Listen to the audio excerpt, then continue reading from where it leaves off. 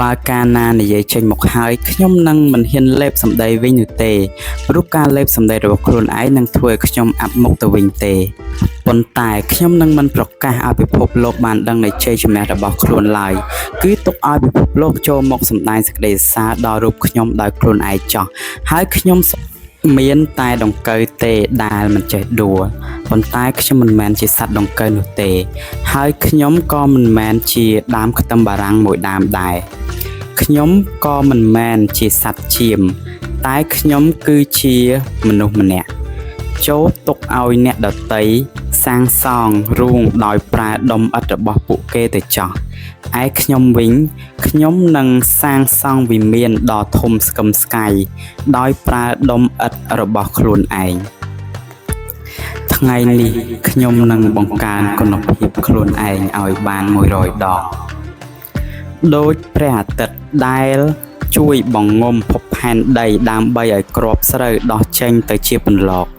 ពាក្យពេចន៍នៅក្នុងដុំក្រណាត់ទាំងនេះនឹងជួយបង្ងំជីវិតរបស់ខ្ញុំដើម្បីធ្វើឲ្យក្តីសុបិនคล้ายជាការពិត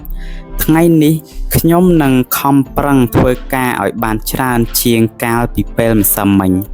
ថ្ងៃនេះខ្ញុំនឹងខំប្រឹងដើរឡើងភ្នំឲ្យអស់ពីកម្លាំងនិងសមត្ថភាពដែលខ្ញុំមានហើយថ្ងៃស្អែកខ្ញុំនឹងប្រឹងឲ្យខ្លាំងជាងថ្ងៃនេះហើយនៅថ្ងៃបន្ទាប់ខ្ញុំនឹងប្រឹងខ្លាំងជាងថ្ងៃស្អែកទៅទៀតការខំប្រឹងធ្វើការឲ្យលើសអ្នកដទៃមិនសំខាន់នោះទេតែការខំប្រឹងធ្វើការឲ្យលើសខ្លួនឯងគឺមានសារៈសំខាន់ជាងថ្ងៃនេះខ្ញុំនឹងបង្កើនគុណភាពខ្លួនឯងឲ្យបាន100ដងកម្ដៅអ៊ុនៗរបស់ខ្យល់ជួយឲ្យគ្រាប់ស្រូវឡើងចាស់បន្តិចម្ដងហើយខ្យល់នេះក៏នឹងជួយនាំសម្លេងខ្ញុំឲ្យទៅដល់ត្រចៀករបស់ជនទាំងឡាយព្រោះខ្ញុំនឹងបង្ហាញឲ្យគេបានដឹងនៅគោលដៅជីវិតរបស់ខ្ញុំបើកាលណានិយាយចេញមកហើយខ្ញុំនឹងមិនហ៊ានលេបសម្ដីវិញបានទេព្រោះការលេបសម្ដីរបស់ខ្លួនឯងនឹងធ្វើឲ្យខ្ញុំអាប់មុខទៅវិញទេខ្ញុំនឹងធ្វើជាអ្នកនាំសារឲ្យខ្លួនឯងហើយទោះបីជនទាំងឡាយសើចចំអកឲ្យសារសម្លេងនេះក៏ដោយ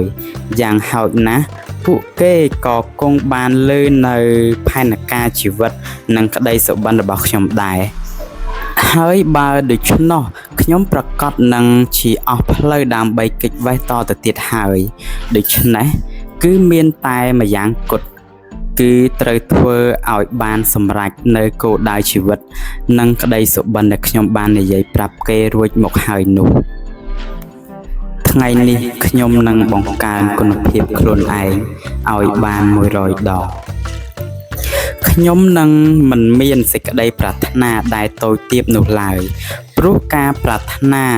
តូចទាបគឺជាការប្រមាថជីវិតរបស់ខ្លួនឯងទៅវិញទេដូច្នេះខ្ញុំនឹងធ្វើអ្វីដែលមនុស្សប្រាជ័យមិនហ៊ានធ្វើខ្ញុំនឹងសម្រេចកិច្ចការឲ្យហួសពីការរំពឹងទុកខ្ញុំនឹងមិនមានភាពស្កប់ស្កល់នឹងការខំប្រឹងប្រែងរបស់ខ្ញុំនៅក្នុងទីផ្សារនោះឡើយខ្ញុំនឹងចាប់ផ្ដើមអនុវត្តតាមផែនការភ្លាមនៅពេលខ្ញុំកំណត់វាចប់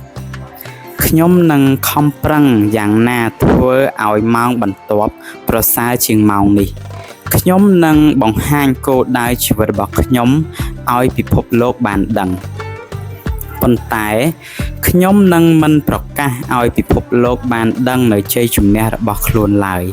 គឺទុកឲ្យពិភពលោកចូលមកសម្ដែងសេចក្តីសរសើរដល់រូបខ្ញុំដោយខ្លួនឯងចោះហើយក៏សូមឲ្យខ្ញុំទទួលយកសេចក្តីសរសើរនោះដោយភាពដាក់ខ្លួនថ្ងៃនេះខ្ញុំនឹងបង្កើនគុណភាពខ្លួនឯងឲ្យបាន100ដងស្រូវមួយគ្រាប់